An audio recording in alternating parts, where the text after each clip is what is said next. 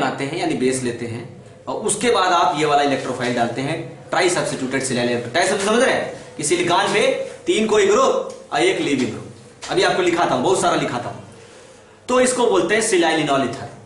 और अगर आपको लगता है यार आपके पास ये नहीं है, क्या माइनस आर ग्रुप नहीं है, क्या है, alcohol, primary alcohol, secondary alcohol, tertiary alcohol, तो सेम कंडीशन में मतलब बेस और उसके साथ ये electrophile is used as a protecting group for any alcohol functional group. उसको देख लीजिए, उसको बोलते हैं silyl ether. Silyl enol ether and silyl ether में इतना डिफरेंस है कि सिलाइल इनॉल ईथर एक न्यूक्लियोफाइल है क्योंकि वो एक इनॉल डेरिवेटिव है, और सिलाइल ईथर एक प्रोटेक्टिंग ग्रुप है एल्कोहल फंक्शनल ग्रुप के लिए, चाहे प्राइमरी लीजिए, चाहे सेकेंडरी लीजिए, चाहे टर्सरी लीजिए। इसको नोट करते लिखिए। प्रोटेक्टिंग अभी लिखिए तब समझ जाएगा, ऐसा थोड़ा समझ आएगा। प्रोटेक्टिंग नहीं समझते हैं आप? प्रोटेक्टिंग का क्या मतलब होता है? किसी चीज से बचाना, तब वो लिखिए तभी तो बचाएंगे आप। ठीक, चलिए। फॉर एनी प्राइमरी, सेकेंडरी और टर्सरी अल्कोहल, तीनों के लिए, फॉर एनी प्राइमरी, सेकेंडरी और tertiary alcohol,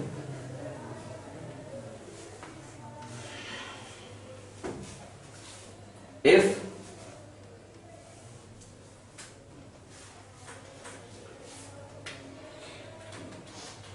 any tri-substituted silyl electrophile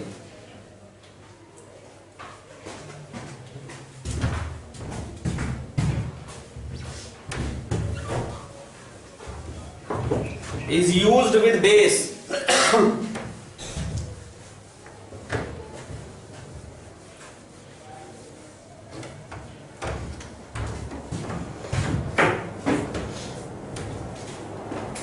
then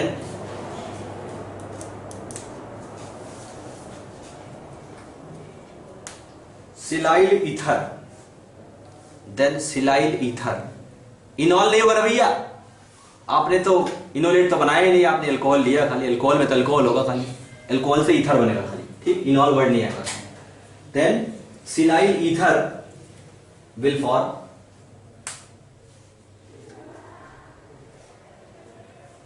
which act as a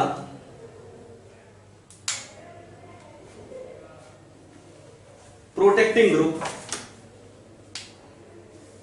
which act as a protecting group for alcohol functional group.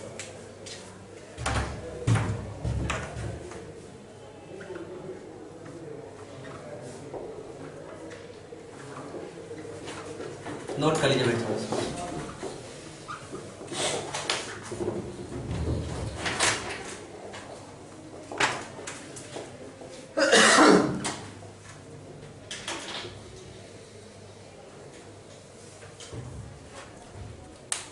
देखिए ये क्या है आपका TMS Cl, इसको क्या बोलेंगे? TMS का बोलेंगे ट्राइमिथाइल सिलाइल, इसको क्या बोल देंगे? TMS, इसको क्या बोलेंगे? TMS Br, इसको क्या बोलेंगे? TMS ODR, इसको क्या बोलेंगे? TMS leaving group.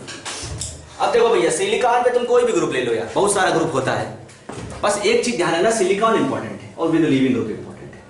जैसे TMS क्यों बोला? क्योंकि ट्राई मिथाइल सिलाइल है, माने 3 मिथाइल ग्रुप है, तो ये पहला हो गया आपका। दूसरा क्या ले सकते हो? ऐसा ले लो यार, TIPS, TES, बहुत सारे होते हैं, तो मैं आपको कुछ लिखा देना चाहता हूं ताकि थोड़ा सा आपको याद रहे। एक होता है आपका, उसको बोलते हैं TBDMS with leaving group. TBDMS हो रहा है tertiary butyl dimethyl silyl.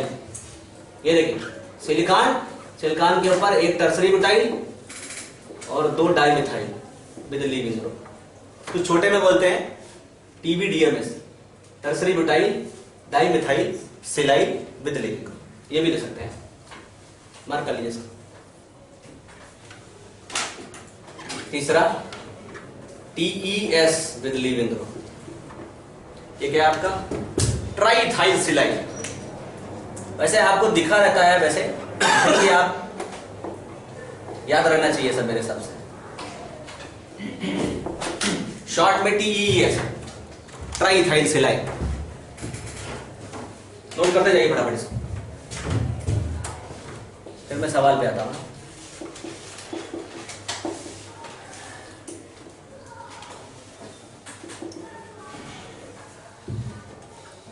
Fourth TIPS with living, ये क्या भैया? Try isopropyl सेलाइन।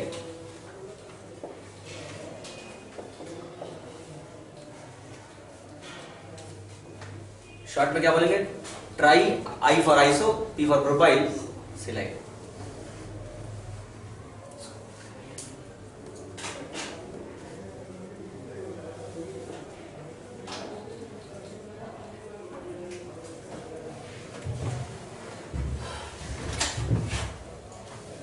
ठीक है, तो समझ गए होंगे आप।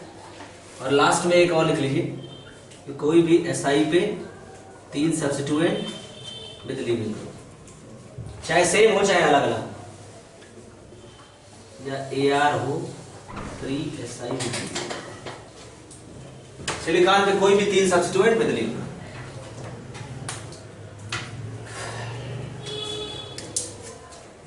अब ये प्रोटेक्टिंग ग्रुप क्यों है यार? तो बहुत क्लियर बात है, ये इसलिए प्रोटेक्टिंग ग्रुप है क्योंकि ऑक्सीजन सिलिकॉन बॉन्ड स्टेबल होता है। और ऑक्सीजन सिलिकॉन बॉन्ड इसलिए स्टेबल होता है क्योंकि उसमें दोनों के बीच में p पाई d पाई बैक बॉन्डिंग होती है। ठीक है, तो जब कोई चीज स्टेबल होगी तो वो हमेशा जो है किसी चीज को बचा सकती है। तो एल्कोहल ही एक फंक्शनल ग्रुप होता है। इनॉल तो आपने पढ़ा होगा ना यार, स्टेबल नहीं होता है। आपने तो जब पढ़ा होगा ना कि इनॉल स्टेबल नहीं होता है, एल्कोहल स्टेबल होता है। तो जो स्टेबल होगा उसी को आप बचाओगे। ठीक है, किससे बचाओगे? किसी भी बेस या न्यूक्लियोफाइल से। ठीक है, तो वो बात की बात है। अभी आप इसको लिख लीजिए पहले। हो गया भाई? ठीक है सर, वो स्ट्रॉन्ग बॉन्ड बना था तभी वो कार्बन ना करके ऑक्सीजन है। हाँ, इसीलिए तो वो अभी आपको एक ही उसमें नहीं होता, बहुत सारे होते हैं, तो मैं लिखवाऊंगा उसको। अभी तो मैं आपको जो बताना चाह रहा था देखिए। अब एक कंक्लूजन देखिए इसका, हो गया आपको मैंने सारा बता दिया। अब कंक्लूजन में देखिए, एक तो वो Na और लिथियम और पोटेशियम वाला समझ में आ गया होगा। एक ये समझ में आ गया होगा कि यार इनोलेट बनाओ और उसके बाद सिलिकॉन का कोई इलेक्ट्रोफाइल ले लो तो सिलाइन इनॉल ईथर, कार्बन का कोई इलेक्ट्रोफाइल ले लो इनॉल ईथर, अगर बोरान का कोई इलेक्ट्रोफाइल ले लो तो बोरान इनोलेट, जिरकोनियम का कोई इलेक्ट्रोफाइल ले लो तो जिरकोनियम इनोलेट, टाइटेनियम का कोई इलेक्ट्रोफाइल ले लो टाइटेनियम इनोलेट, मैग्नीज का कोई इलेक्ट्रोफाइल ले लो मैग्नीज इनोलेट। अब इलेक्ट्रोफाइल का मतलब क्या होगा कि मैग्नीज के ऊपर लीजिए। जिरकोनियम के इलेक्ट्रोफाइल का मतलब क्या होगा? जिरकोनियम के ऊपर लीजिए। जिंक के इलेक्ट्रोफाइल का मतलब क्या हो गया? जिंक के ऊपर लीजिए। समझ गए मेरी बात को? तो एक कंक्लूजन है। ठीक, मेरी बात समझ गए ना? मैं बताना जो चाह रहा था वो बहुत जरूरी है आपस में कनेक्ट करना एक दूसरे के साथ। ठीक है, बाकी तो एक एक करके अभी मैं आपको पढ़ाता रहूं। अभी मैं सिलाइन इनोलेटर के बारे में थोड़ा बताया। ठीक है,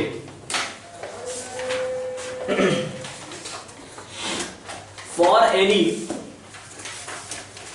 उसको मैं यहां पे भी आपको बता देता हूं। पढ़ा दो पूरा बेटा, आ गया समझ में बेटा आपको? इनॉल डेरिवेटिव, इनोलेट डेरिवेटिव सारा समझ में आ गया ना आपको? इसको एक एक करके धीरे धीरे यूज करिएगा, एक साथ नहीं। बता मैंने आपको इसलिए दिया ताकि सब आपको एक साथ सिंक्रोनाइज हो सके, या आप याद रख सके क्या क्या चीज होती है। हाँ ठीक है, for any -R group,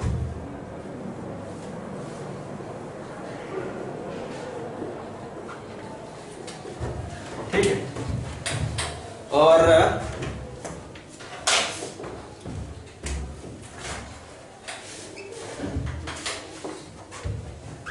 base और बेसिक रिएजेंट, दोनों तरह से लिखा रहता है, मैं दोनों तरह से लिख दूंगा।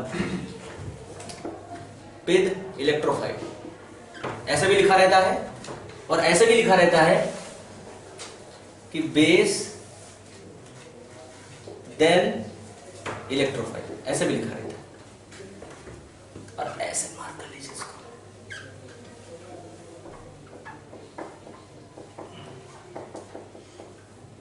If electrophile is Rx, R का मतलब समझ गए ना? कार्बन। क्या बोलेंगे इसको आप? इनॉल ईथर।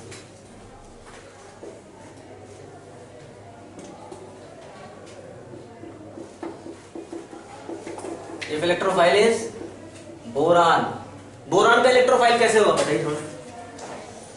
क्योंकि बोरान तो ट्राई सब्स्टिट्यूटेड होता है ना, तो बोरान में क्या होगा, बोरान के ऊपर कोई दो सब्स्टिट्यूएंट होंगे, एक लीविंग ग्रुप होगा। भाई बिना लीविंग ग्रुप के तो आप कभी भी जोड़ ही नहीं सकते, सीधी बात। तो बोरान के ऊपर लीविंग ग्रुप रखोगे तो बोरान का इलेक्ट्रोफाइल बन जाएगा। तो बोरान का इलेक्ट्रोफाइल क्या होगा, ऐसे लिख लो, बोरान इलेक्ट्रो। बोरान इलेक्ट्रोफाइल का मतलब ये बोरान के ऊपर कोई दो सब्स्टिट्यूएंट और विद लीविंग ग्रुप। तो बोरान की तीन ही वैलेंसी होती है ना भाई, तो दो वैलेंसी कोई सब्स्टिट्यूएंट के फॉर्म में होगी, एक वैलेंसी लीविंग ग्रुप के फॉर्म में, तो उसको आप जो है बोरान इलेक्ट्रोफाइल। क्या मिलेगा आपको, बोरान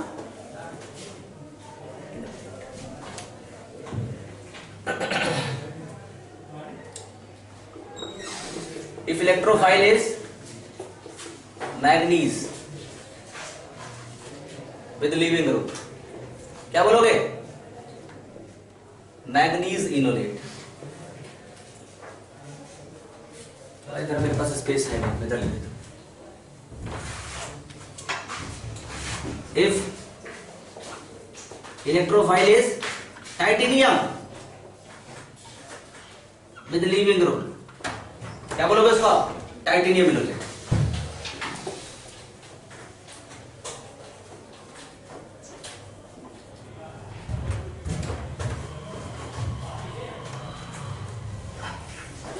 इफ इलेक्ट्रोफाइल और क्या है, zirconium, zirconium with leaving group, क्या बोलोगे इसको आप, जिरकोनियम इनोलेट।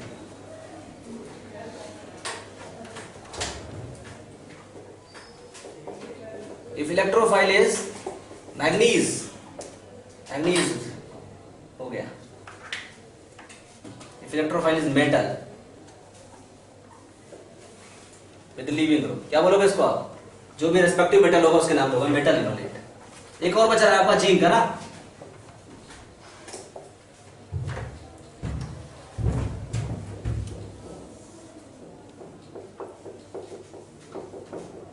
क्या उसमें आपको वर्ड में लिखवाना है, कनेक्ट करवाना है आपको, कनेक्ट करवा दिया। Electrophile equals zinc with leaving group, क्या बोलेंगे इसको आप, zinc enolate.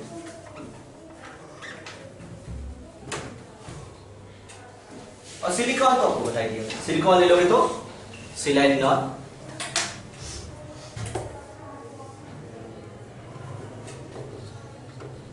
Electrophile is R3SI with leaving group, क्या बोलोगे, सिलाइलिनॉल। सारा बता दिया मैंने, और कोई बचा भाई जो लिखवाया था स्टार्टिंग में, कोई बचते हैं क्या,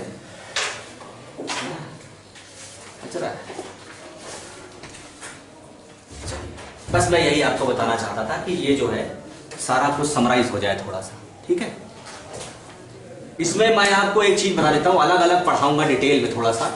और देखिए सवाल भी बहुत जरूरी है करवाना, ठीक है। तो सवाल पे थोड़ा ज्यादा फोकस रखिएगा अपना, और जो सवाल थोड़ा बुक में दिए हैं उन पे भी फोकस करिएगा, जो बुक में है आपके तो मैं बुक में भी करा दूंगा आपके। आज मैं कल मैं करा रहा था, कुछ थोड़ा करा के छोड़ दिया था मैंने, अभी मैं उसके आगे चलता हूँ, ठीक है।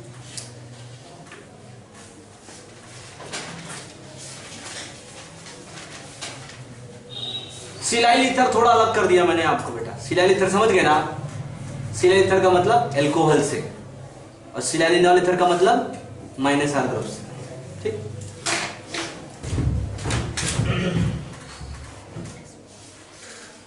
मैंने कल सवाल करा रहा था,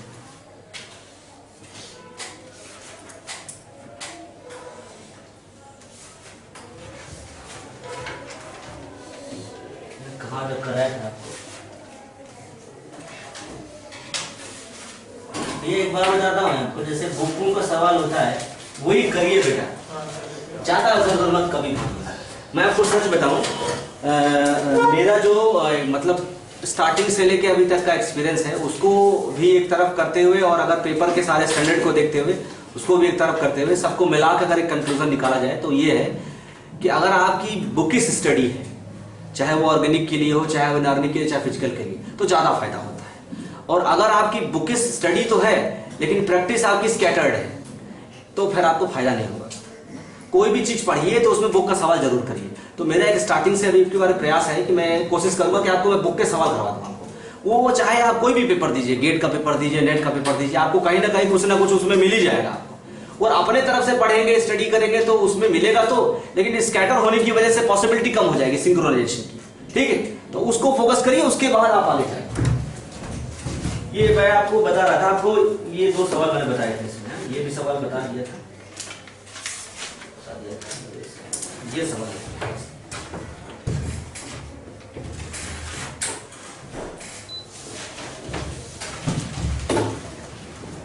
मैं सवाल सारे आपको इन बुक में बता देता हूँ, ठीक है।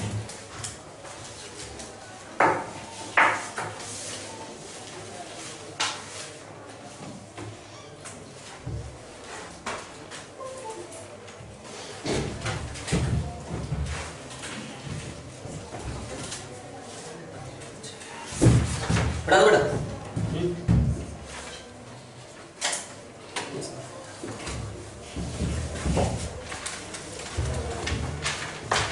कलेक्टर इस्तेमाल किया था एक्सटेंडेड इनोलेट, हैं किया था ना। आज मैंने नहीं इस्तेमाल किया उस टर्म का, क्योंकि मैं कल बता चुका था। और वैसे भी मैं बीच बीच में नहीं कूदता कहीं भी, समझ रहे हैं, ठीक नहीं है, घाटा बोल रहे हैं।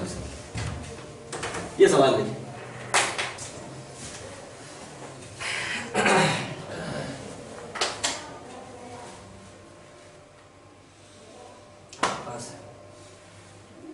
छोड़ दीजिए, ये ना लिखा है मान लीजिए आपके पास, ये नहीं लिखा है तो ये लिखा है तो सोल्यूशन है मान लीजिए, तो आदमी देख के थोड़ा सा केस कर लेगा। सवाल मान लीजिए ऐसे है, और उसमें भी ये बेस है, तो मान लीजिए छोटा बड़ा बेस है। मान लीजिए मैंने सवाल डिजाइन किया, मान लीजिए कि मैं इसी सवाल को मॉडिफाई करना चाह रहा हूँ, थोड़ा सा आपको देना चाह रहा हूँ इसी फॉर्मेट में, तो मैं कैसे मान लीजिए थोड़ा चेंज कर दिया।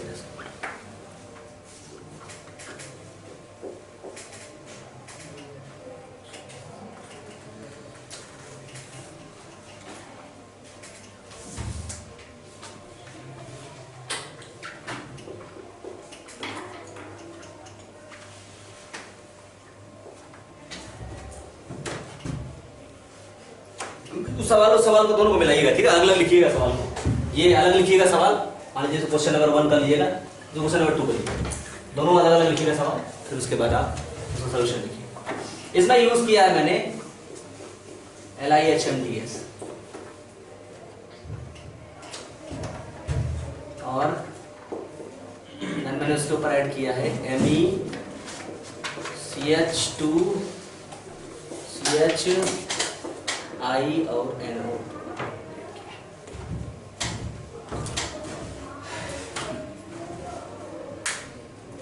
ठीक है, ये बना एक फिर मैं एक चीज लगा मैं लिया PS3C माइनस Li प्लस और देन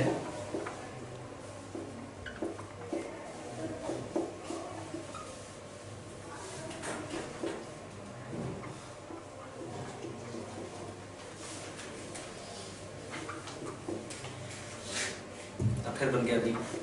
ये मेरा सवाल है, नीचे का सवाल नीचे वाला ले लीजिए।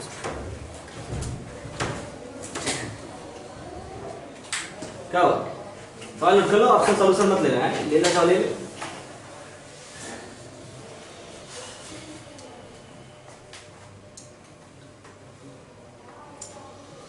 अच्छा, ऊपर वाले नीचे वाले में क्या है, क्या समानता है या क्या सिमिलरिटी है या क्या चीज उसमें सिंक्रोनाइज हो रही है। अब देखिए, एक स्टूडेंट ने इसको पढ़ा, थोड़ा देखिए पढ़ने का तरीका भी समझिए। किसी ने बताया उसको कि कैरुथर जो है बड़ी इंपॉर्टेंट बुक है, उसे सारा सवाल लगा। अब थोड़ा एक काम करना, कोई पन्ना जो है वो लगाना, लेकिन उसको बड़ा करीब से आगे चाट लेना, तो चाट चाट के पढ़ना। जैसे लोग चाट चाट के टापी खाते हैं, या मान लीजिए कि कुछ भी मान लीजिए खा रहे हैं, पूरा उस पे उसके ऊपर कूद गए, मतलब जैसे कूदने का मतलब समझ रहे हैं। खाने का बड़ा तरीका होता है, मान लीजिए हमने किसी ने खाया नहीं, कुछ पहली बार देखा, कूद गया उसके ऊपर, पता चला कुछ उसके मुंह पे लग गया, कुछ उसके अंदर गया, मुंह के सब कुछ हो गया, मतलब डिस्टर्ब हो गया पूरा, डिस्ट्रक्शन जिसको बोलते हैं। तो उसने पढ़ा तो इसको, उसे क्या था, COET याद किया हुआ है, अरे CN था, अरे COET था, साइनाइड था या एस्टर था, इसमें क्या सिमिलरिटी पढ़ा तुमने? बताओ, आप लोगों में से कुछ पूछना चाहता हूं, इन दोनों में क्या सिमिलरिटी थोड़ा बताइए। अब बता दीजिए तो फिर मैं तब भी जानूंगा आपको कि आप उसको उस हिसाब से लिंक कर गए, तो फिर आप भी उसको कूद रहे समझ रहे आप। जैसे मैं बहुत लोगों पढ़ते हुए देखा, कैसे पढ़ते हैं, पढ़ लिया समझ में, कर डाला सोल्यूशन। रफ वर्क है इसका, रफ यहीं खरीद लाया उधर से सस्ता वाला, जो इधर पल्ला पलट के होता है, छापे पड़े हैं उसी में, क्या उधर मेरी फिनिश हो गई है, साइन भी मार दिया नीचे, लाख मुझे दिखा दे प्रति सर से भी साइन मरवा दिया नीचे से। अब वो क्या पढ़ रहा है समझ रहे हैं, CN COET रट डाला पूरा, NaOET ethanol, NaOET ethanol, NaOET ethanol. वो तो बजर गधा होता है जो ऐसे पढ़ता है आदमी को, वो तो मेरे हिसाब से उसको तो पढ़ना ही नहीं चाहिए आदमी, वो तो छोड़ दे, उससे बढ़िया है, क्योंकि ऐसे आंख बंद करके 3-4 बार याद किया, इसका मतलब ये रटने वाला है। वो कहीं ना कहीं अपने दिमाग के किसी कोने में बैठा रहा है, सोडियम मेथॉक्साइड को जगह दे रहा है अपने दिमाग में। कोई भी बेस ले सकता है, अगर मान लीजिए कि टर्सरी मेथॉक्साइड ले लिया तो गलत है क्या? नहीं, तो वो सोडियम मेथॉक्साइड के साथ पढ़ा है, टर्सरी मेथॉक्साइड के साथ नहीं पढ़ा। ठीक, तो बेस से ही पहली बात तो बहुत लोग आउट हो जाते हैं। हाँ, आपने बताया नहीं भाई, बताइए, आपने बताया नहीं। दोनों अलग अलग बिट्राइन ग्रुप हैं, दोनों माइनस आ रहा है, ठीक है, सही बात है। हाँ, दोनों माइनस आ रहा है, सही बात है, ये भी माइनस आ रहा है, ये भी माइनस आ रहा है, ये माइनस आर दोनों है, ये भी माइनस आ रहा है, ये दोनों भी माइनस आ रहा है, सही बात है। तो जो कंसेप्ट इसके साथ लगेगा यार भाई, इसके साथ भी लगेगा, सही बात है। अब आपको हम बताए थे कल, आज फिर से बता दे रहे हैं एक बार, कि हमने बोला था कि कोई भी माइनस आर ग्रुप हो, चाहे sp3 पे चाहे sp2 पे, ये sp2 चाहिए, हाँ sp2 पे, ये क्या है अल्फा, ये क्या है बीटा, ये क्या है गामा, ये क्या है गामा डैश। अब उसके हिसाब से प्रोटॉन इधर से या इधर से किसी से निकला था, उसको याद नहीं आ रहा है भाई, यहाँ तो दोनों मिथाइल है, तो दोनों पे हाइड्रोजन है, यहाँ आ गया फिनाइल। अब मान लीजिए आके आपकी बुक में ऊपर से बनाया है, तो वो यहां से निकाले दे रहा है प्रोटॉन, ये गामा डैश से प्रोटॉन निकाल रहा है, क्योंकि उसने बुक में कैरोथर में देखा था। अबे यहाँ तो प्रोटॉन ही नहीं है, यहाँ प्रोटॉन है क्या? नहीं। तो थोड़ा सा समझिए, जो सवाल बनाते हैं बुकों से उठाते हैं, लेकिन उनमें कुछ चेंज कर देते हैं, कुछ ग्रुप हटा देते हैं, कुछ बेस हटा देते हैं, कुछ सब्स्टिट्यूएंट हटा देते हैं। तो आदमी को क्या लगता है कि उसको समझ के पढ़े हैं तब तो सवाल कर ले जाएंगे आप। अब कैरोथर खाली आप सवाल कैरोथर से प्रैक्टिस किए हैं तो आप फिर नहीं लगा पाएंगे। तो समझ के इसको थोड़ा सा लिंक कीजिए। दोनों में माइनस आर है, दोनों में डबल बॉन्ड पे है, डबल बॉन्ड पे गामा गामा, इधर एक दो दोनों है, दो एमी है, दोनों सेम है, किसी से भी प्रोटॉन निकालिए। यहाँ पे एक ही तरफ रखा हुआ है एमी को, इधर तरफ फिनाइल दे दिया है, तो इसका मतलब इसके बाद हाइड्रोजन ही नहीं है गामा। तो मैंने आपको लिखवाया था कि किसी भी माइनस आर ग्रुप के साथ अगर आप गामा हाइड्रोजन लेते हैं कंजुगेशन में, तो उसमें प्रोटॉन निकलता है गामा से, क्योंकि प्रोटॉन एसिडिक होता है, और फिर वो इनोलेट बनाता है उस ग्रुप के साथ, माइनस आर ग्रुप के साथ, उसको बोलते हैं एक्सटेंडेड इनोलेट। अब देखिए थोड़ा, इन्होंने प्रोटॉन निकाला, ये देखिए निकाला, फिर क्या किया, डिलोकलाइज किया, तो पहले डबल बॉन्ड यहां बनाया, माइनस चार्ज यहां ले गया, देखिए है। अब इसने इनोलेट नहीं बनाया कहीं पे, क्योंकि इनोलेट से अटैक नहीं करवाना है इसको अटैक तो कार्बन से करवाना है, इसलिए इसने इनोलेट नहीं बनाया। लेकिन अगर ये इनोलेट बनाता बेटा, इसके आगे विचार हो, मान लीजिए मैं वो के साथ चला जाऊं, किसी के साथ जाऊं, कोई दिक्कत नहीं,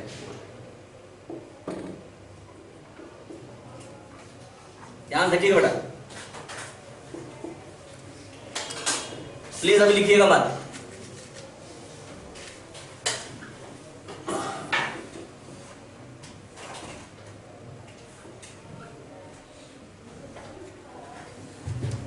बताइए ये खाली क्या है, इनोलेट है ना।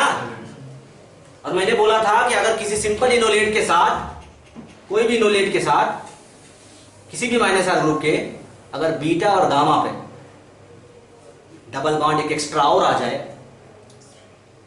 तो उसको बोलते हैं एक्सटेंडेड इनोलेट। एक्सटेंडेड इनोलेट का मतलब होता है खाली ये तो इनोलेट था, लेकिन एक डबल बॉन्ड बढ़ा दिया तो एक एक्सटेंशन हो गया, बढ़ गया एक चीज, एक्सटेंडेड इनोलेट। तो ये एक्सटेंडेड इनोलेट है, लेकिन दोनों के लिए, CN के लिए भी और COET के लिए भी। और आपको अच्छी तरह से पता है कि जब कोई कार्बोनाइल दो डायरेक्ट माइनस आर ग्रुप के साथ कंजुगेशन में होता है, उसको एक्टिवेटेड मिथाइलिन बोलते हैं। इसका मतलब ये extended enolate of activated methylene group है। समझ गए मेरी बात? नहीं बनाया है उसने अलग बात है, लेकिन आपको जानकारी इसकी होनी चाहिए। तो कॉन्सेप्ट ये कहता है कि चाहे तुम ये गैस लो, चाहे ये गैस लो, चाहे LiHMDS लो, चाहे तुम सोडियम इथॉक्साइड लो, बेस होना चाहिए। और वो बेस किसके साथ क्या करे? इनोलेट बनाए। इनोलेट बनाएगा तो अगर सिंपल इनोलेट होगा तो यहां सिंपल इनोलेट नहीं है, यहां पे डबल बॉन्ड ज्यादा है, इसको क्या बोलेंगे? Extended enolate. समझ गए मेरे बेटा? तो आप एक काम करिए, इसको बना लीजिए प्लीज, इसको भी बनाइए। इसके साथ तो लिखा हुआ है और इसके साथ ये बना लीजिए, और इसके साथ आपको नहीं लिखा हुआ है तो इसके साथ भी वही चीज होगी, यहां माइनस चार्ज, यहां माइनस चार्ज और फिर इनोलेट। तो बना लीजिए इसको थोड़ा सा। एक्सटेंडेड समझ गए आप? हैं? आपको समझ आ गया? आप नहीं थे, अब समझ में आ गया आप? हैं? आपको समझ आ गया? तुमको आया समझ? नहीं, बाहर तो देख लेंगे। हाँ ठीक, बाहर नहीं निकला।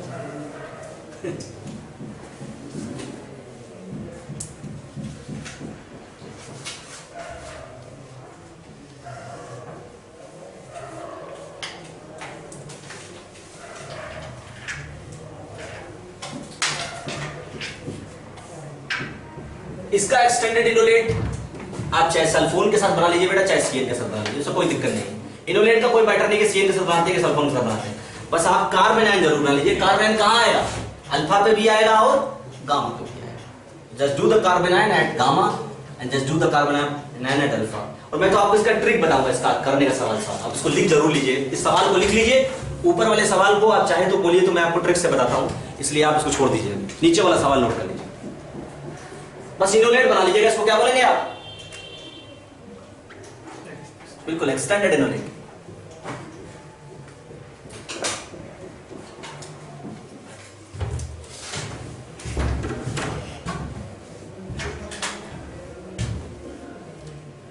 सवाल जरूर नोट कर लीजिएगा, ठीक है? हाँ अभी करवा लीजिए, बिल्कुल करवाइए, हम आपको बताने तो जा ही रहे हैं। कल वैसे बताए थे आपको, लेकिन हम आपको अभी दोबारा बता देते हैं। यहाँ तो लिखा हुआ है, वो बढ़िया समझ में आएगा। समझाना भी आसान है मुझे और आपको समझना बहुत आसान है।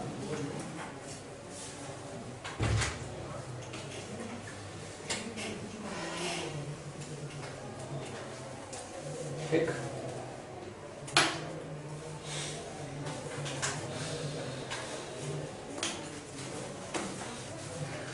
अच्छा एक चीज बताता हूं मैं आपको, इन सबका अपना अपना एक ड्रॉबैक भी है। अपना अपना ड्रॉबैक ये है कि कुछ लोग बनाने में गए वापस ही नहीं आ पाए। मतलब क्या कि बनाने में गए, सवाल सॉल्व करने के लिए आगे बढ़े, खूब सारा लिखा होगा उन्होंने, वापस नहीं आ पाए। वापस नहीं आ पाए मतलब कि सवाल में खो गए, आंसर निकाल नहीं पाए, क्योंकि सवाल के अंदर वो घुल चुके हैं, बाहर नहीं आ पाए। तो इस सबसे बचना चाहिए। बहुत का शॉर्ट तरीका है, समझना एक अलग चीज है बेटा, करना एक अलग चीज है। बना लिया ना आपने? अब मैं आपको थोड़ा इसका शॉर्ट ट्रिक बताता हूँ। देखिए बताइए, गामा अल्फा दोनों पे है ना माइनस चार्ज? देखिए बताइए, गामा अल्फा दोनों पे माइनस चार्ज है ना? अच्छा, गामा पे भी है और अल्फा पे भी है ना? थोड़ा सा बताइए मुझे, अल्फा और गामा दोनों में से जो है वो कौन सा वाला कार्बन है ज्यादा स्टेबल? डायरेक्ट देख के बताइए। अल्फा वाला डायरेक्ट कंजुगेशन में है, गामा वाला डायरेक्ट कंजुगेशन में नहीं। तो कौन वाला अटैक करना चाहिए आसानी से?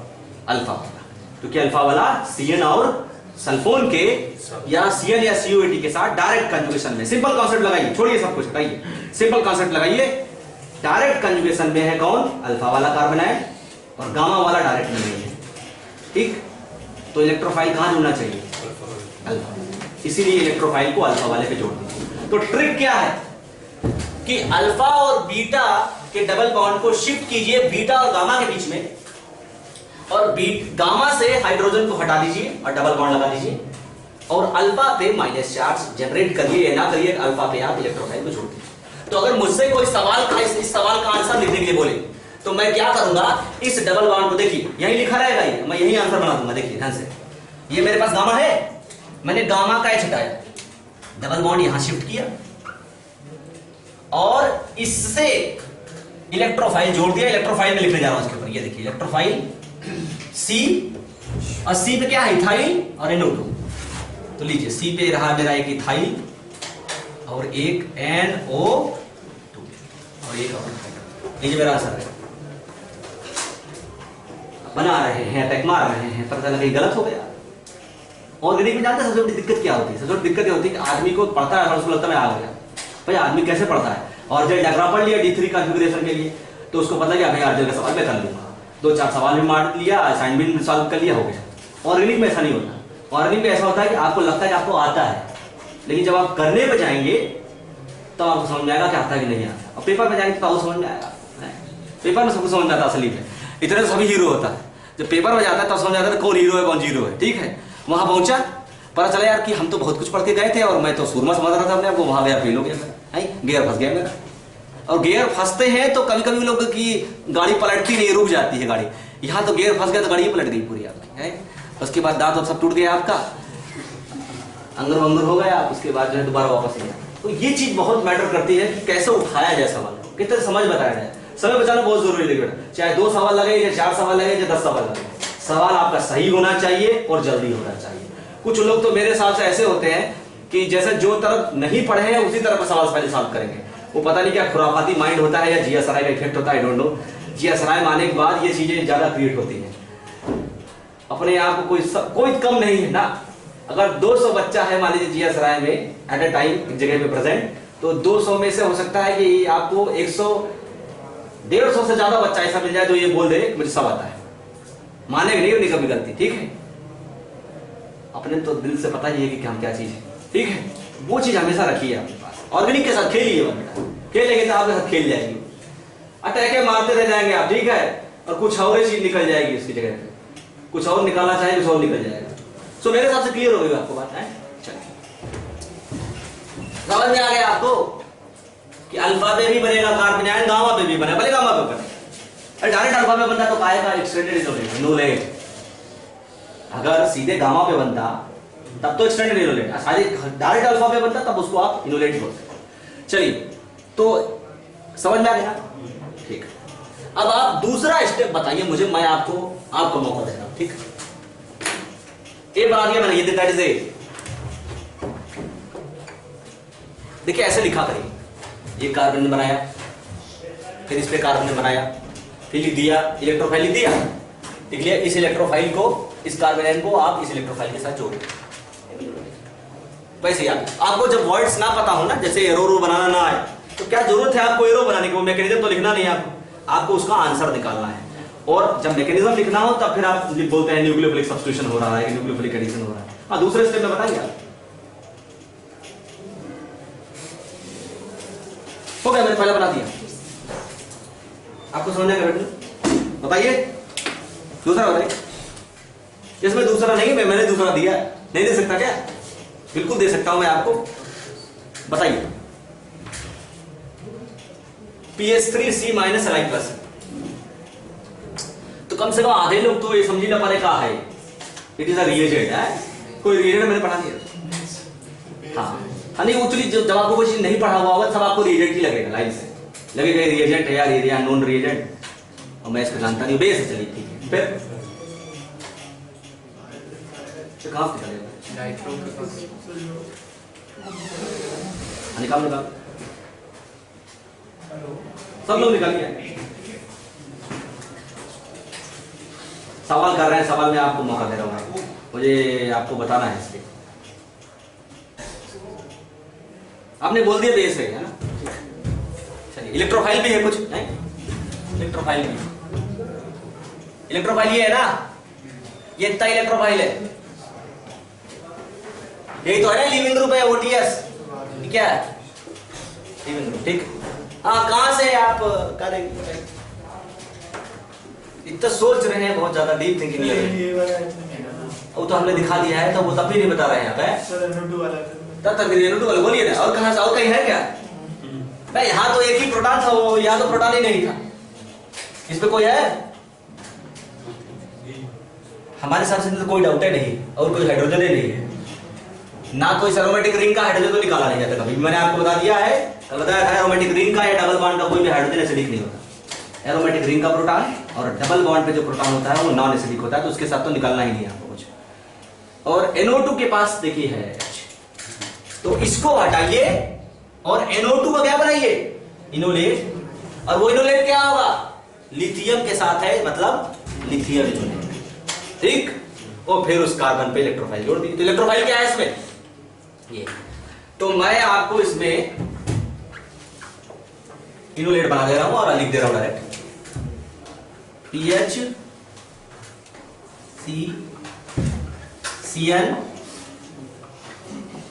SO2 PH ET NO2 डाल लिख दो बेटा, हाँ डाल लिख दो वहां से CH2 और क्या था उसके ऊपर सिंगल बॉन्ड C के ऊपर OMe और एक क्या था Me और एक क्या था PH। ये देखिए मैं ले लेता हूं इसको A मान लेता हूं तो ये A है, इसको B मान लेता हूं, कहां गया ये है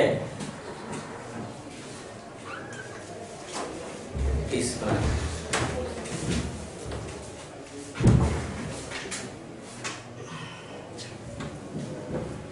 टाइम नहीं खराब करता मैं, पढ़ना एक अलग चीज है और करना एक अलग चीज है। जितनी देर में बेटा मैं कार्बोनेट बनाऊंगा, जितनी देर में आपको इनोलेट बनाऊंगा उतनी देर में मेरा आंसर आ जाएगा। तो मैं ना तो खुद उलझना चाहता हूं ना आपको उलझाना चाहता हूं। मैं चाहता हूं जब पढ़िए तो उसको आप पढ़ने के फॉर्म में रखिए और जब करिए तो करने के फॉर्म में रखिए। ये आपके पास एक है, मैं आपको एक सवाल दिखा रहा हूं पेपर का, आप उस पेपर के सवाल में ऑप्शंस के हिसाब से बताइएगा, ठीक है? आपको समझ में आ गया? हाँ, करने का तरीका समझ में आ गया? आपको बिल्कुल ऐसे ही करना डायरेक्ट, ठीक? सीधे प्रोटॉन निकालिए, माइनस चार्ज बनाइए, इलेक्ट्रोफाइल जोड़ी जोड़ दीजिए, ठीक? ज्यादा उसको ओवर एक्सटेंड नहीं करना, ठीक है? सो इसका ये क्या हो गया आपका? अपनी तरह से लिखिए इसको, क्योंकि मैं तो इसको थोड़ा सा बता रहा हूं, आपको समझा रहा हूं। अपनी तरह से लिखिए कि इनोलेट बनेगा, कार्बोनेट होगा, अटैक करेगा, वो सब अपनी तरह से लिखिए। इसको करते रहिए। एक सवाल आपको देखा, सवाल है आपका, सवाल है आपका जून 2014, सवाल ये रहा आपका, क्वेश्चन नंबर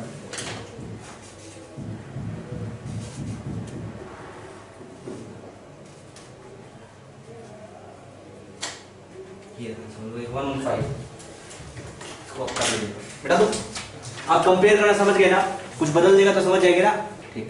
बस आपको थोड़ा सा उसको कोरिलेट करना है, चाहे गामा हाइड्रोजन हो और चाहे अल्फा हाइड्रोजन हो। अल्फा लोगे तो इनोलेट बन सकता है और गामा लोगे तो एक्सटेंडेड इनोलेट बन सकता है। एक्सटेंडेड इनोलेट में एक चीज आपको यहां से क्लियर हुई, मैंने कल लिखवा भी दे दिया था आपको कि आपको अल्फा से अटैक करना है, ठीक?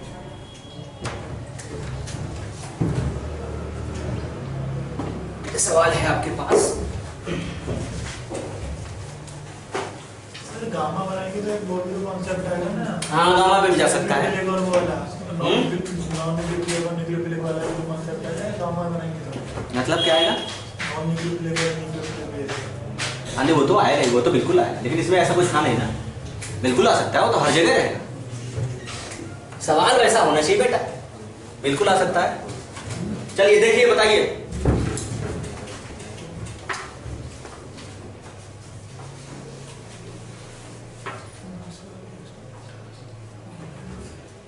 मैं आपको बायो ऑर्गेनिक का भी एक टॉपिक पढ़ाऊंगा, ठीक है?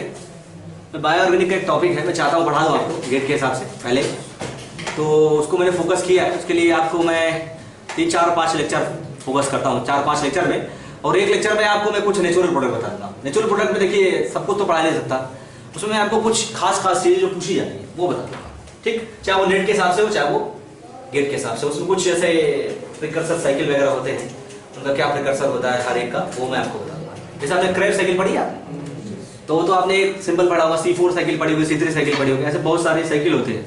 तो उन साइकिल्स में जो एक्टिवेटेड फॉर्म होता है और जो प्रिकर्सर होता है वो पूछा जाता है, वो मैं बता दूंगा। ये सवाल है आपका 115। बताइए।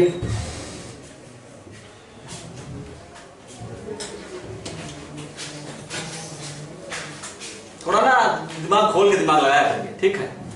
दिमाग तो रहता है लेकिन बंद रहता है, ढक्कन बंद है और कुछ का तो खुलता बंद होता रहता है। भैया वो बहुत खतरनाक है यार, अगर से खुल गया फिर बंद हो गया, फिर खुला फिर बंद हो, तो बहुत ही डेंजरस है। मतलब मेरे हिसाब से वो तो वैसा आदमी तो कुछ नहीं कर सकता। मैंने बहुत सारे ऐसे स्टूडेंट हैं मेरे जिनको मैं जानता हूं जो आज तक ये समझ ही नहीं पाया जियासराय में आए क्यों है। कुछ का तो मकसद ही बदल गया, कुछ टीचर बन गया। अरे पहले खुद का तो निकाल लो, टीचर बनोगे। कैसे टीचर बनोगे भाई? टीचर तो उसको बोलते हैं जो इम्प्लीमेंटेशन डाले किसी चीज में। दो तरह के टीचर भी हैं यहाँ पे। एक तो बड़ी बड़ी कोचिंगों के आड़ में छिपे हुए टीचर हैं, वो तो भैया उनको तो मैं टीचर ही नहीं मानता। उनको तो ये मानता हूँ कि जैसे भेड़िया की खाल पहना के शेर बना दिया गया, वो है सब लोग। तो वो सब लोग सिखाए हैं गजब का, वो भी लोगों को लगता है कि बहुत खतरनाक हो गया है। नहीं, मुझे थोड़ा सा लॉजिकल बताइएगा, जो होगा लॉजिकल बताइएगा, इलॉजिकल मत बताइएगा, ठीक है। और एक बात मैं आपको अपने बारे में और बता दूं, चाहे कोई कितना भी जानने वाला हो, चाहे बेसिक उसका अच्छा हो चाहे बहुत हो, वो कहीं भी हमको चिट नहीं कर सकता। और तो बिल्कुल नहीं कर सकते क्योंकि हमको सब कुछ पता है, इसलिए खुद आवाज खोल के सोचना चाहिए, वैसे ही बताना चाहिए, ठीक है। बहुत लोग सोचते हैं हम कुछ बोल देंगे सर समझ नहीं पाएंगे, यार हम समझ में सब कुछ आता है, इसलिए बहुत ही क्लियर उसको कॉन्सेप्ट लगा के समझिएगा। हाँ बताइए कैसे आप इसमें स्टार्ट करेंगे सवाल? हाँ ठीक है, सवाल नहीं पढ़े शुरू हो गया। पूछ क्या रहा है थोड़ा बताओ, कोई एक तो पूछ क्या रहा है इसमें, है क्या इस सवाल में पूछ रहा है? ये पूछ रहा है, हाँ इसमें पूछ क्या रहा है? What is the question? Hindi में भी चाहिए तुमको? संश्लेषिक होता है, हिंदी कठिन होता है। इंग्लिश बता रहे, हिंदी इंग्लिश में नहीं चलता, केमिस्ट्री में केवल इंग्लिश रखी है, हिंदी में जाएंगे तो समझ में नहीं आएगा आपके। दो प्रोडक्ट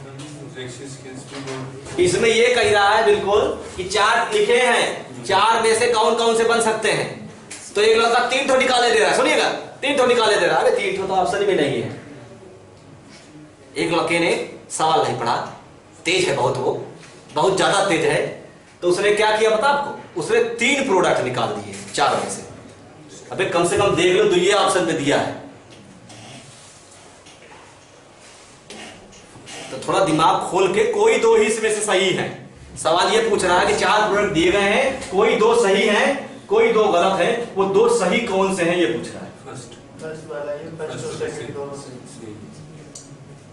देख लीजिए बात, देखिए इतना समय लगता है सवाल सॉल्व करने में, तो करके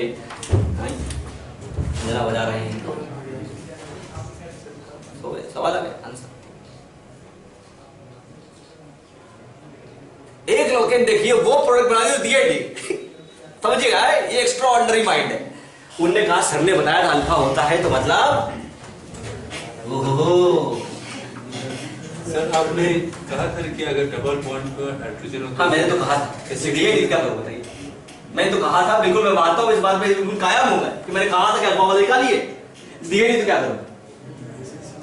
जब 5 प्रोडक्ट होता उसमें से ये भी होता तो मैं ये भी मान लेता आपकी। ये कुछ पॉसिबिलिटी जैसा है कि कितने प्रोडक्ट बन सकते हैं, यही तो लिखा है the structures of the product. Major तो नहीं लिखा है भाई, केवल आपको प्रोडक्ट बताना है। अब उसने ये निकाल दिया, बड़ा देर परेशान है कि जो दिया ही नहीं। तो मेरे हिसाब से ऐसा मत करिए जो दिया ही नहीं, सवाल के हमेशा ऑप्शंस के हिसाब से चलिए, ठीक है। तो ज्यादा अगर आप उसके ऊपर ओवर कर जाएंगे तो कॉन्सेप्ट बिगड़ जाएगा। चलिए आप ये बताइए पहले कि आपने सवाल को इनिशिएट कहां से किया? बेस है, बेस। अब देखिए 2 तरह के लोग होते हैं, एक होते हैं जो बेस का सीट लेके जाते हैं, अच्छा वो ओके ये बेस है। तो यार अगर बेस ही नहीं समझ पाए तो फिर क्या समझा? क्योंकि आज पहला मान लीजिए दिन है और आखिरी दिन है। बेस ही एक ऐसी चीज होती है, एसिड ही एक ऐसी चीज होती है जो हर जगह यूज की जाता है। ऑर्गेनिक का ऐसा कोई पार्ट नहीं है कि बिना एसिड बिना बेस के वो आपको पढ़ सकते हैं। तो इसलिए base is a very common. Base ठीक। एक देखिए एक बंदे ने क्या किया, ओहो बेस बाद में पहले न्यूक्लियोफाइल चिची बेबीन पढ़ा है। चिची बेबीन में नेक्स्ट जुड़ता जोड़े दे रहा है, गधे दिया ही नहीं कहीं। तो दिमाग खोल के अटैक उटैक नहीं मारा जाता है। चलिए भाई बेस है, ओके। तो बेस क्या करेगा? प्रोटॉन निकालेगा।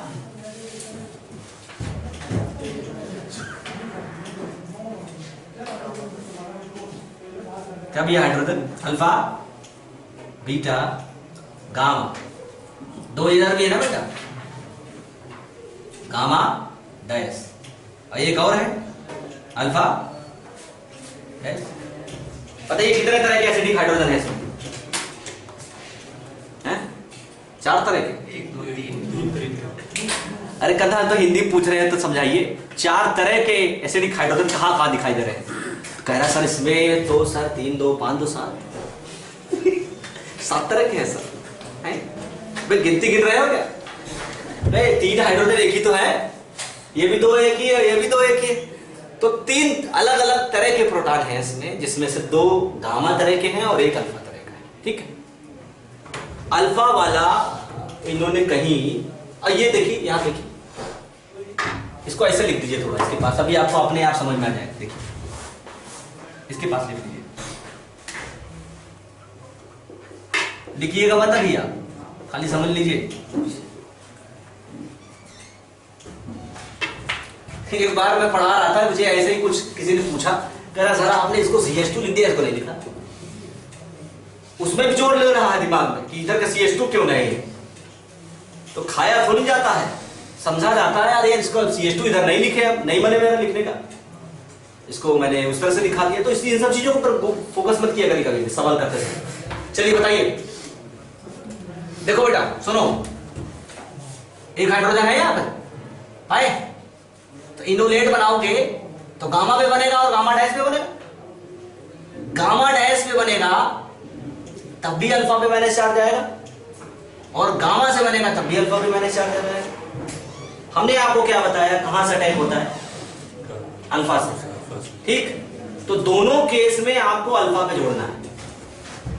अब देखो हमने बोला था एक लीविंग ग्रुप होगा एक बार जुड़ेगा, 2 लीविंग ग्रुप होगा तो 2 बार, तो हम आपको अटैक करके बना देते हैं।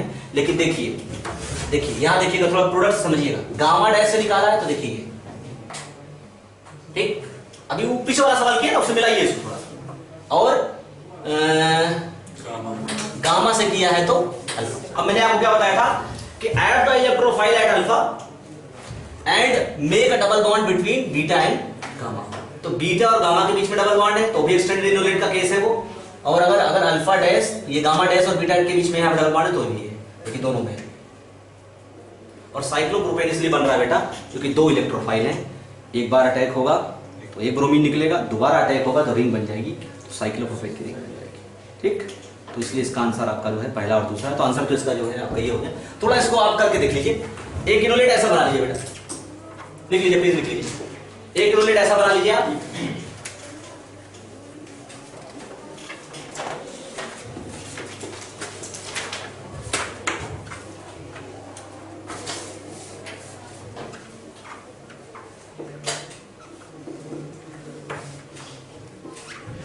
एक ऐसा बना लीजिए, इस पे इलेक्ट्रोफाइल जोड़ दीजिए। इलेक्ट्रोफाइल क्या है?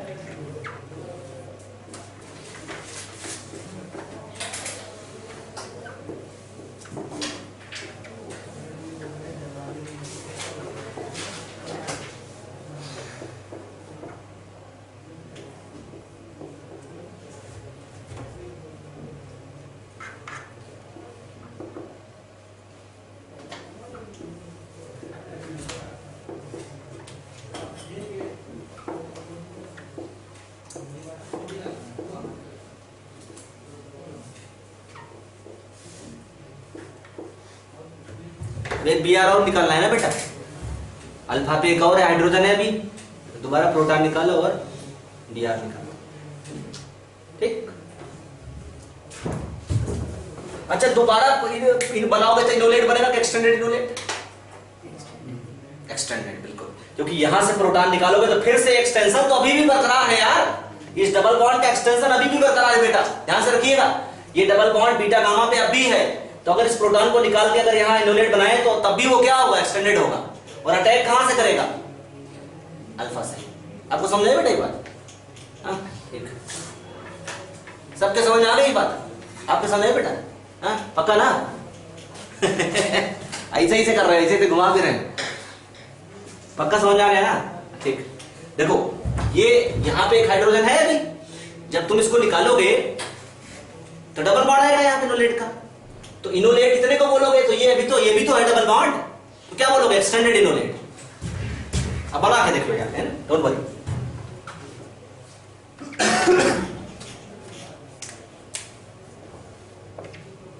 इसको मैं मिटा देता हूँ, उससे जरूरत है।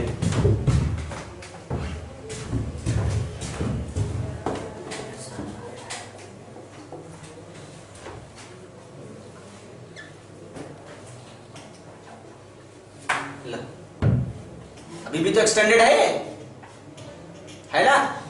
बस अब अटैक कैसे कराओगे? यहां से कराओगे अल्फा से। ये लो, तो मैं एक बना के दिखा दे रहा हूं, बाकी दूसरा वाला अपने आप बना लीजिएगा।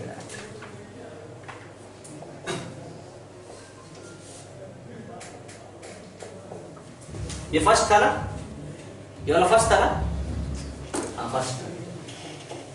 इसी तरीके से जो दूसरा वाला बनेगा वो सेकंड हो जाएगा।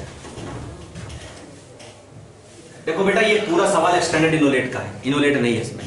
लेकिन ये बात ध्यान रखना कि एक्सटेंडेड इनोलेट हो तो उसमें हमेशा अटैक कहां से करता है? इलेक्ट्रोफाइल पे।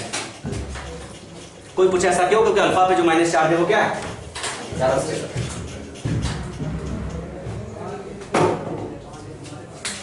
एक सवाल है आपके इसी का है,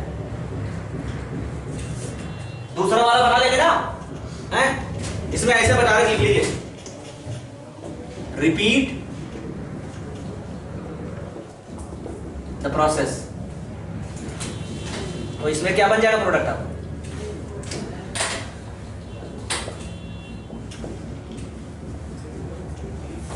ये सेकंड। एक सवाल और देखिए, ऐसा एक सवाल गेट में भी है और ऐसा एक सवाल नेट में भी है। आप पहले ये गेट वाला सवाल, नेट वाला, फिर गेट वाला। ये है दिसंबर 2011।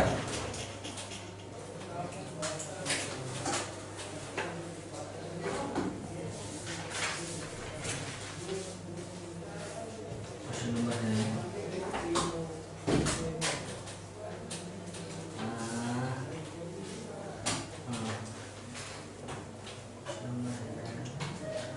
नंबर 7।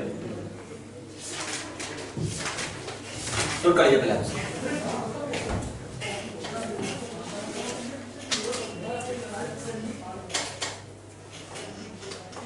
जैसे आप ये प्रोटॉन देख रहे हैं लटका हुआ है, अगर ऐसे खोल के दिमाग में भी प्रोटॉन लटका हो, अब बेस जो है इसको कैप्चर करे तो बहुत बढ़िया है, समझ रहे हैं। लेकिन करने पे जो है वो बड़ा डाउट क्रिएट होता है। अगर लिखेंगे आप तो टू द पॉइंट रहेंगे, ज्यादा से ज्यादा सवाल की प्रैक्टिस करेंगे, अलग अलग वेरिएशंस देखेंगे, कहीं कुछ हो गया कहीं कुछ हो गया, इसको समझेंगे तो जल्दी होगा। ठीक, डन। ये वाला सवाल देखिए, ऐसे सवाल बिल्कुल गेट पे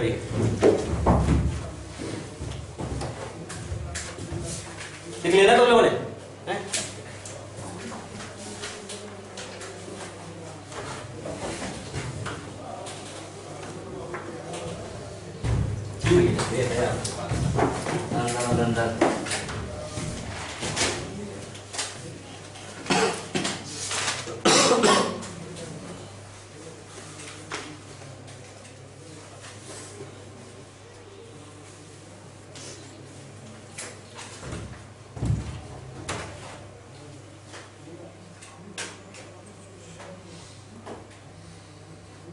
इसके रिलेटेड बना दिया है, बढ़िया ऑप्शन सेट किया, समझ रहे हैं।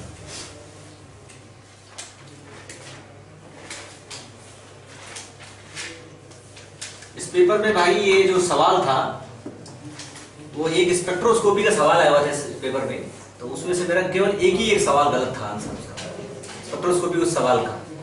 अब वो भी हम पढ़े नहीं थे इसलिए गलत हो गया था, या कहिए उस समय नहीं पढ़े थे इसलिए गलत हो गया था। 24 सवाल सही थे, 24 के आंसर सही थे, और हमने समय आपको बता रखा है, समय हमको केवल और केवल इस पार्ट में करने में केवल 20 मिनट लगा था। पार्ट सी को केवल 20 मिनट में किया था हमने। और आप आज भी मुझे पेपर ला के दे दीजिए ना, आज भी, तो चाहे मुझे दीजिए चाहे मेरे स्टूडेंट को किसी दीजिए, जो आएगा वो फटाक से कर लेगा, जो नहीं आएगा वो तो फिर बात ही अलग होगी। भाई कठिन तो सवाल सब में आता है, इनऑर्गेनिक में भी आता है, फिजिकल में भी आता है। अब थोड़ा क्या कर दिया, थोड़ा इधर और बढ़ा दिया और कठिन कर दिया, तो आदमी क्या लगता है उधर पढ़ना चाहिए ना, क्या है तो उधर पढ़िए, लेकिन समझते हुए पढ़िए। जी जी, फोर्थ थोड़ा सा लॉजिकल नहीं चाहिए। पहले तो बताइए आप मुझे इसमें पहला प्रोटॉन कहाँ से मिला, टेल मी।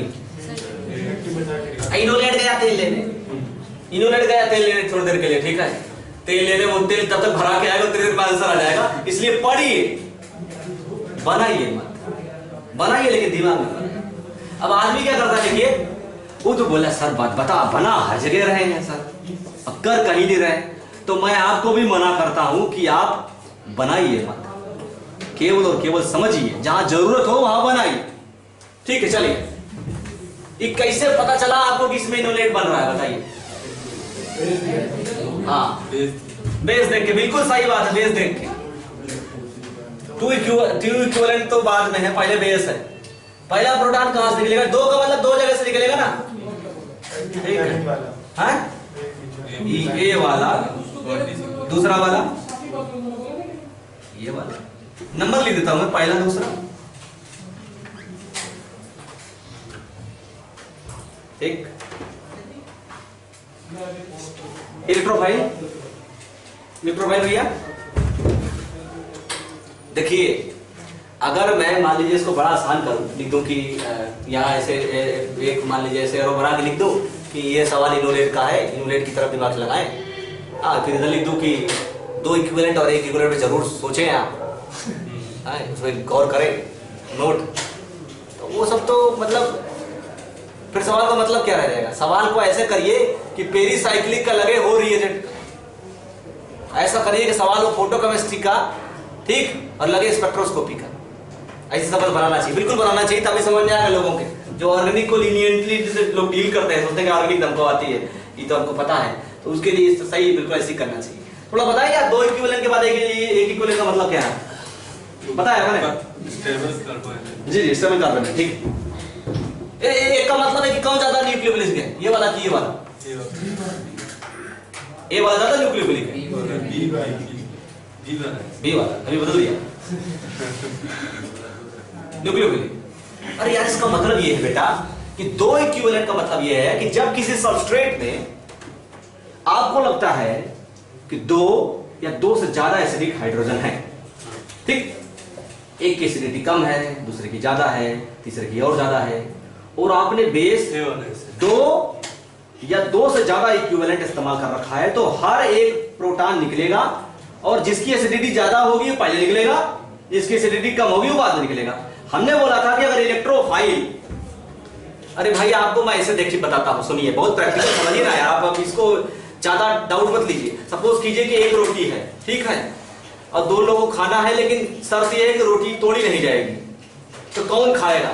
जो बलवान है भाई, और क्या, वही तो खाएगा जो जल्दी खा सकता है, तो धीरे धीरे खाएगा, उतनी देर में तो दूसरा वाला खा जाएगा। तो इसलिए रेट देखिए, समझ गए मेरी बात को?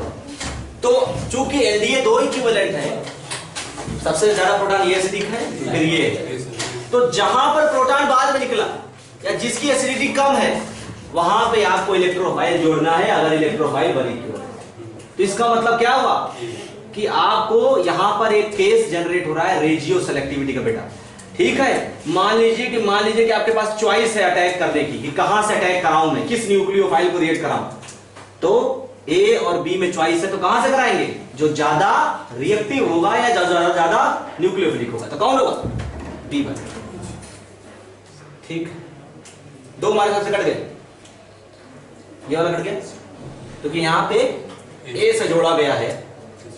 अच्छा देखिए, मानेंगे तभी जब जोड़ लेंगे, देख कर नहीं मानता कोई, ऑप्शन में लिखा है तो नहीं मानेगा, पहले वो जोड़ेगा अपने हिसाब से, फिर मानेगा, क्योंकि उसको वही सिखाया गया है, ठीक। ये गलत है बिल्कुल, ऑप्शंस के हिसाब से यू कैन रिजेक्ट कि तीसरा और चौथा गलत है, ठीक, सही है? रुक जाइए, अब देखिए, एक बना रहा है ए, लेकिन मेरा मानना है कि पहला और दूसरे का ए सेम है। मेरा मानना क्या दिखाई नहीं दे रहा क्या? माना क्या जाता है, दिख भी तो रहा है। एक लड़के ने बड़ी मेहनत करी, करीब 5 से 6 मिनट या 8 मिनट खर्चा किया और बनाया ए। तो तो फिर वो 8 मिनट देर से चलने वाला रहा है, समझ रहे हैं? हाँ, और क्या 8 मिनट खराब कर रहा है अपना यार, क्या जरूरत है यार? तो पहला और दूसरा सेम है, दोनों का ये सेम है। वो कह रहा सर मैंने इसलिए बनाया क्योंकि पहला और दूसरा दोनों हो सकते हैं सर। भाई जब तो दोनों हो सकते हैं तो ए तो दोनों में सेम है ना, तो क्यों ए बना रहे हो? बी देखो, समझ रहे हो बात को? ये दोनों क्यों गलत हो गए? क्योंकि गलत जगह से प्रोटॉन निकालते हुए जोड़ा गया है, इसमें बीच से जोड़ा गया है। बीच से कब होगा? जब एलडीए में 2 इक्विवेलेंट ना लिखा हो, या जब इलेक्ट्रोफाइल में 1 इक्विवेलेंट ना लिखा हो। ये बहुत स्पेशल केस है कि इंपोज की गई है इसमें इस बात को कि दोनों जगह से प्रोटॉन निकालो। पहले जहां ज्यादा एसिडिक है वहां से निकालो, फिर जहां कम एसिडिक है वहां से निकालो। और इलेक्ट्रोफाइल केवल एक दिया गया है कि वहां से अटैक मारो जहां ज्यादा रिएक्टिविटी है। चलिए ठीक है, बताइए आप इसमें से बताइए पहले दूसरे में कौन सा आंसर है? बी बताएं। रिडक्शन कर देंगे ना ये दोनों का। तुम्हारे हिसाब से बच जाएगा? बी बनाएं, ठीक है। इसमें बेटा हमने आरटीआई डाली थी, समझ रहे? समझ रहे, सवाल पे आरटीआई डाली थी। हमारा सवाल का आंसर सही हुआ था, गलत आंसर दिया था इसका, उसके बाद में सही किया गया इसका आंसर नेट के पेपर में। तो उस हिसाब से है। आप क्या करें? बी नहीं, आरटीआई का वो तो बात की बात है। आरटीआई क्या करोगे? आंसर बताओ ना।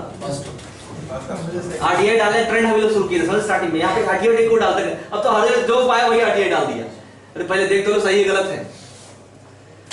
अब देखिए एक लॉजिकल बात बताता हूँ आपको, इस सवाल को उलझाया गया थोड़ा सा। क्या बनाया गया है? इनोलेट। ये भी क्या है? इनोलेट। इसमें जो सेट करने वाला था, जिसने सेट किया था इस सवाल को, उसने ये लॉजिक डाला था कि कीटोन प्रोटेक्टेड है यहाँ पे, यानी कीटोन को डबल बॉन्ड हो, कीटोन का नहीं है। भाई कीटोन का डबल बॉन्ड होगा यहाँ पे? नहीं है ना, तो कीटोन को प्रोटेक्टेड समझा था उसने। आप बताइए क्या इनोलेट इतना स्टेबल होता है कि वो कीटोन का फॉर्म ही नहीं है? बताइए, एक बात बताइएगा, अगर ये फॉर्म है तो क्या ये फॉर्म नहीं हो सकता क्या? थोड़ा बताइएगा एक बात, बिल्कुल अभी लिखिए, ओके मत, बिल्कुल मत लिखिएगा, समझिए।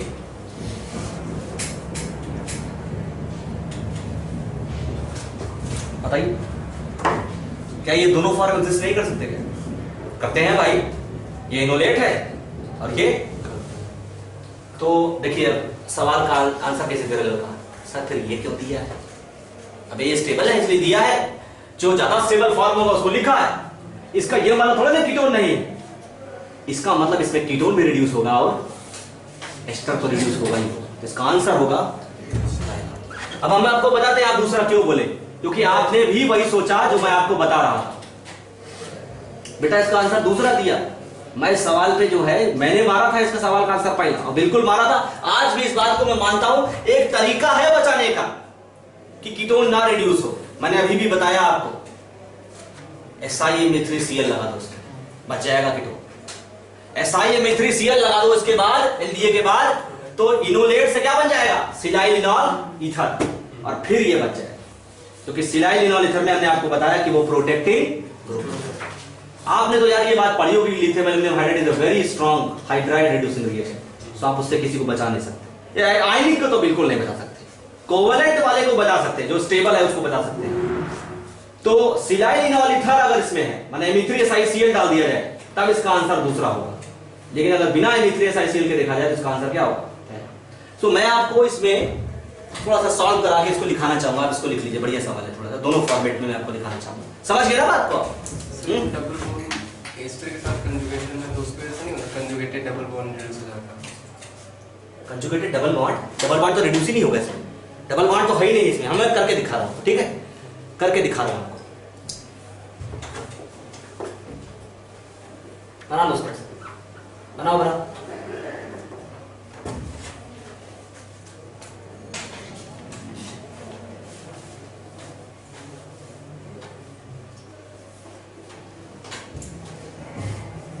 क्या है? Double lithium enolate.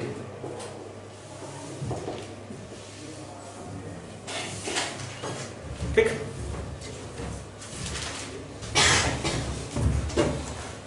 फिर भैया अटैक कौन करेगा? मैंने बताया आपको, ये वाला बी वाला। तो लीजिए बी वाला अटैक मार रहा है, इसको मैं मान लेता हूं बी, इसको मान लेता हूं है। लिख लीजिए ऐड इलेक्ट्रोफाइल, ऐड कार्बन,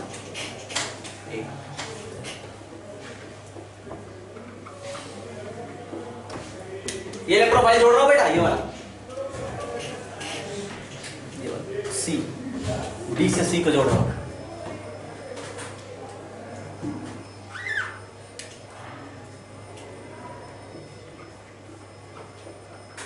बहुत गजब ऑप्शन सेट किया है बेटा इसका, ये तो बात मैं मानता हूँ इसकी। इसने बहुत दिमाग लगा के सेट किया है, लेकिन ज़्यादा दिमाग लगा दिया है थोड़ा। ऑप्शन सेट करते समय ज़्यादा दिमाग लगा दिया, वो नहीं है। लिथियम एल्युमिनियम हाइड्राइड से वो कॉन्सेप्ट लगा रहा है। आंसर की भी बी दिया था फिर गलत है।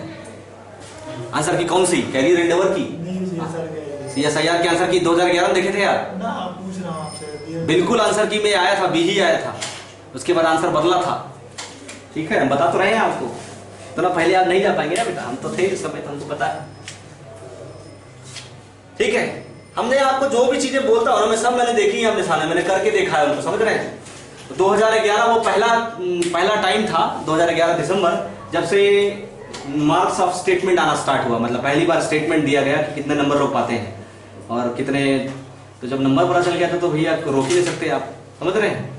तो वो चीज़ है बिल्कुल, तो उसके बाद से ही फिर शुरू हुआ है। बहुत क्रिस्टल क्लियर है। अब तो आपको 2013 के बाद से आपको ये भी मिलने लगा, पीछे जो आपको रिस्पॉन्स सीट होती है कि क्या आपने कौन सा गोला मारा है, उसमें भी लोग आटे डाल देते थे, मैंने गोला ही नहीं मारा है वाला। लो यार क्या करोगे, मैं तो गोला सही मारा था। तभी से रिस्पॉन्स सीट देना स्टार्ट किया गया। चलिए आंसर देखिए बेटा, ये आंसर है। इसका कंजुगेशन माइनस चार्ज का डबल बॉन्ड के साथ है और डबल बॉन्ड का कीटोन के साथ है। देखिए ये ऑप्शन दिया गया आपको।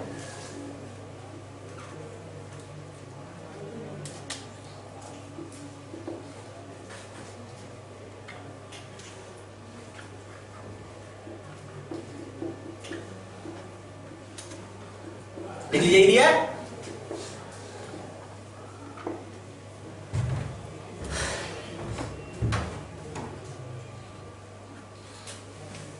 फिर भैया उस कॉपी में क्या लिखा है कि तुमने पढ़े हो? उस कॉपी में कौन सा आंसर लिखा है? फर्स्ट ही लिखा है। कॉपी तो पढ़े हो यार, तो पूरा फर्स्ट ही लिखा है। उसमें बहुत गलती है सर। गलती है, बहुत गलत है उसमें। बहुत सारी चीजें ऐसी थी जो बहुत गलत नहीं, उस लड़की ने भी कुछ गलत लिखा है। और उस समय जिस समय के नोट्स है, वो बहुत पुरानी नोट्स है, तो उस समय बहुत सारी ऐसी भी चीजें थी जो हमने बहुत अपडेट करी हैं। देखो बेटा, एक बार तो बोल रहा हूँ मैं, पढ़ाता है तो आदमी पहले दिन आदमी को एकदम सही पढ़ाने लगता है, धीरे धीरे सही पढ़ाना स्टार्ट होता है। बहुत सारी ऐसी चीजें हमको भी नहीं पता थी, पढ़ाते पढ़ाते सीखा है हमने। डेप्थ में जितना उतरेंगे आप आदमी उतना सीखेंगे ना। वो तो हेमलता फौजदार की उसने बगलत बहुत लिखा है, बट लेकिन वो कॉपी बहुत अच्छी है बेटा। आज भी उस कॉपी को बड़े दूर दूर लोगों ने पढ़ा है और बहुत लोग उसको मतलब मार्क करते हैं आज भी, जो उनसे मिल नहीं पाए हैं। ठीक है, पर्सनली ऐसे, और चाहे पोर्ट ब्लेयर लीजिए, अगरतला तक गई है वो कॉपी। ठीक है, ये हमारा जो अरविंद वाला है वो बहुत बेचा है, उसको 8000 कॉपी बेचा है, समझ रहे हैं। जब मैं कैरियर एंडेवर में पढ़ाता था जिस वक्त, उस समय की बात बता, 8000 कॉपी बेचा था उसने, तो वो बहुत बिकी है। ऐसा नहीं है तो उसको, मतलब जिन लोगों को शॉर्ट में मिला है बहुत सारा उसको ये दिया बेटा। ठीक, अब आपको मैं बता देता हूँ, लिथियम एल्युमिनियम हाइड्राइड है तो ये इसको इस फॉर्म में ले आइए ऐसे। ठीक, तो कीटोन और एस्टर दोनों को लिथियम एल्युमिनियम हाइड्राइड रिड्यूस करता है, तो कीटोन का भी अल्कोहल बनेगा और एस्टर का भी अल्कोहल बनेगा। तो इसलिए आंसर कौन सा हो गया? ठीक, तो एक काम करिए, इसको इसमें चेंज कर लीजिए और आगे लिख लीजिए। हो गया, ये तो यहां लिखा ही हुआ है, ये वाला फॉर्म बना लीजिए।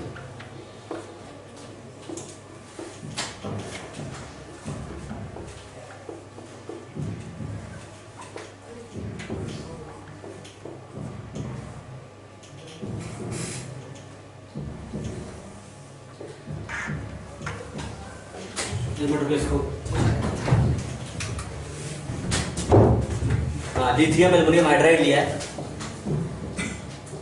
रिड्यूसेस बोथ, है ना, कीटोन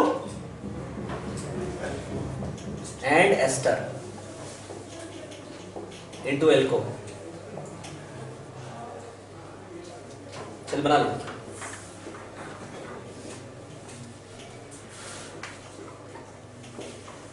आपको समझ में आ रहा है? डबल बॉन्ड का तो कोई बात ही नहीं है इसमें। नहीं, मैं उसको सोच रहा था। अच्छा, डबल बॉन्ड को नहीं, इस फॉर्म में अगर रहेगा तो लिथियम एल्युमिनियम हाइड्राइड इसको रिड्यूस नहीं करेगा। किस बात में? डबल बॉन्ड को? तो डबल बॉन्ड तो है ही नहीं ना ये। वो इन्वॉल्व है। हाँ, इनोलेट है वो, डबल बॉन्ड नहीं। क्लियर हो गया अभी आपको? आप इसको बचा सकते हो, लेकिन जब Me3SiCl होता लिथियम के साथ नहीं बचा सकते, क्योंकि लिथियम क्या है, आयनिक फॉर्म में है, और आयनिक फॉर्म में है तो फिर ये कार्बन पे भी माइनस चार्ज रखे हुए हैं और ऑक्सीजन पे, तो इसलिए आप फिर उस केस में दोनों को रिड्यूस कराओगे, कीटोन को भी और एस्टर को। तभी तो मैं बोल रहा हूं ना कि आपने गलत भी बहुत सारी चीजें पढ़ी है, बहुत सारी ऐसी चीजें हैं जो बिल्कुल सही तरीके से होनी चाहिए लेकिन आपने गलत पढ़ रखी है, उल्टी पढ़ रखी है, उनको भी सही करिए। डन, ठीक है। उसके आगे और है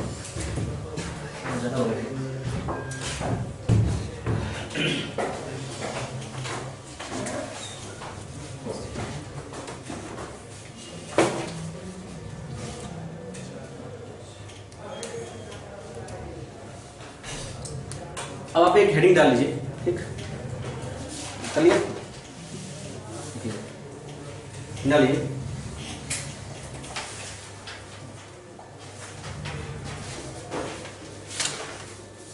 ठीक है, some important reagents and name reactions, some important reagents and name reactions.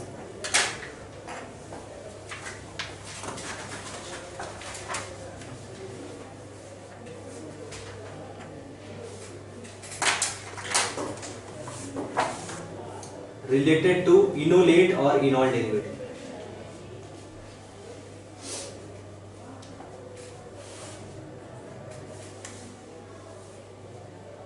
Saturday Sunday को मैं आपको सवाल करवाऊंगा, ठीक है, मतलब गेट का सवाल करवाऊंगा, पेपर का करवाऊंगा, आपको सिर्फ पेपर का सवाल करवाऊंगा, तो उस दिन सवाल करवाऊंगा, पढ़ाऊंगा कुछ, मैं आपको बाकी 5 दिन पढ़ाऊंगा, ठीक है। और जैसा सिस्टमेटिकली मैं पढ़ा रहा हूँ वैसे ही पढ़ाऊंगा आपको। मैं आपको बोला कि मैंने उन चीज़ों को फोकस करूंगा जिन चीज़ों का ज़्यादा अमाउंट है, ज़्यादा पूछा जाता है, ज़्यादा आसानी से आप उसको कर लेंगे और ज़्यादा आसानी से टैकल कर लेंगे वो। और बायो ऑर्गेनिक भी नेक्स्ट वीक से स्टार्ट करता हूँ, मंडे से, ठीक। टारगेट लेके चलूंगा, उतने दिनों में मैं कराऊंगा। हेट्रोसाइक्लिक बात पहले कुछ हो जाए था हेट्रो का बीच में, ठीक है, तो क्योंकि सब ओवरलैप हो जाएगा, नहीं कुछ होगा नहीं फिर उसमें, ठीक है। और इसमें जो मैंने आपको आज लिखवाया, इसमें इस तरीके से करके ब्रैकेट में अम्पोलंग रिएजेंट भी लिख लीजिए, मैं अम्पोलंग के बारे में बताऊंगा, और मैं इसके साथ कुछ डिस्कनेक्शन भी बताऊंगा। हाँ, उसी के आगे लिख लीजिएगा। हाँ, मतलब जहां आपने उस हेडिंग डाली है ना, उसके आगे लिख लीजिएगा अम्पोलंग रिएजेंट प्लस डिस्कनेक्शन। मैं कुछ डिस्कनेक्शन बताऊंगा उसके साथ।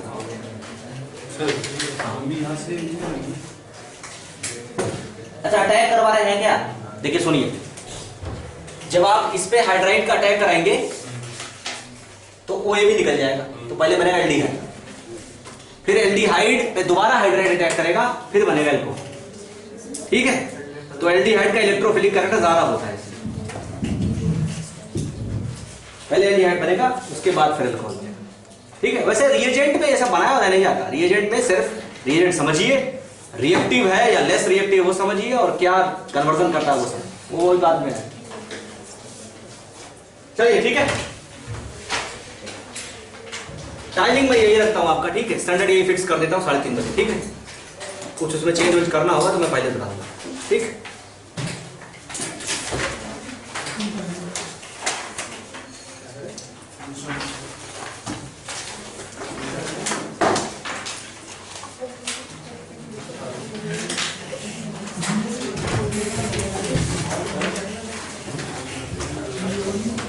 आपको जितना मैंने जहां मैं रोकता जा रहा हूं ना कैरोथर में, उसके बाद फिर आगे सवाल कंटिन्यू करता जाऊंगा, मतलब आपको मैं सारा करा दूंगा सवाल, कैरोथर का भी, क्लेडन का भी, जितना उसमें इनोलेट का सवाल वो सब करा दूंगा।